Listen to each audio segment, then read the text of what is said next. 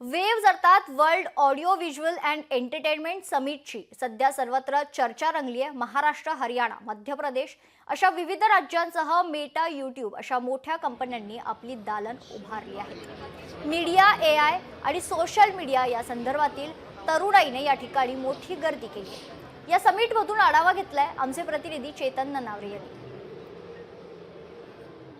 Media, social media असेल किंवा AI असेल, सध्या मुंबईतील बीकेसी मध्ये अक्षरशः इन्फ्लुएन्सर रांग लावत आहे ते वेव्स म्हणजेच world audio visual and entertainment summit. अर्थातच या समिटमध्ये मोठ्या प्रमाणामध्ये आधुनिक तंत्रज्ञानाचा वापर कशा प्रकारे केला जातो याची माहिती मिळत आहे। या संदर्भातील चर्चा व्यासपीठावर घडत आहेत।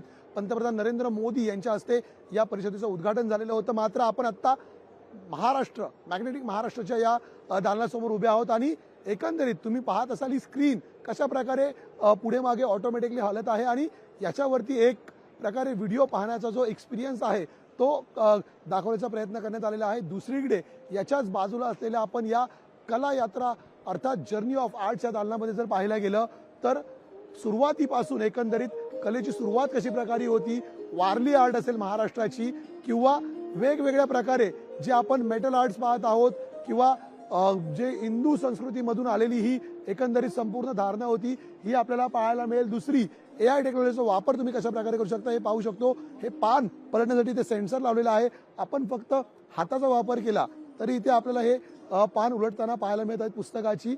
एकंदरीतच जर आपण पाहिलं असेल तर जुन्या तंत्रज्ञानापासून त्याची नव्या तंत्रज्ञानापर्यंतची वाटचाल दाखवण्याचा प्रयत्न आणि त्या संदर्भातील उहापोह या परिषदेमध्ये केला जात आहे। अर्थात आमिर खान असेल किंवा शाहरुख खान असेल, रजनीकांत असतील अशी दिग्गज सेलिब्रिटी मंडळींनी सुद्धा या वेव्समध्ये हजेरी लावलेली आहे। बिग बी अमिताभ बच्चनही या परिषदेमध्ये येणार आहेत।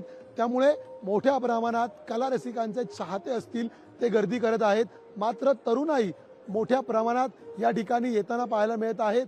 जे नव तंत्रज्ञान आलेलं आहे त्यामुळेच या तंत्रज्ञानाची माहिती तरुणाईपर्यंत पोहोचवण्यासाठी मेटा असेल किंवा यूट्यूब असेल, अमेझॉन असेल अशी मोठी OTT प्लॅटफॉर्म्स आहेत, त्यांनीही आपली दालनं या ठिकाणी ठेवलेली आहेत।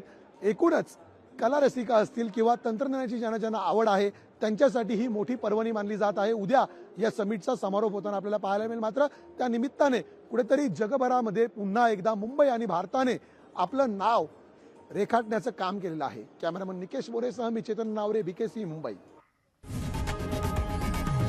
लोकशाही मराठी ऐका, पहा, जागरूक रहा।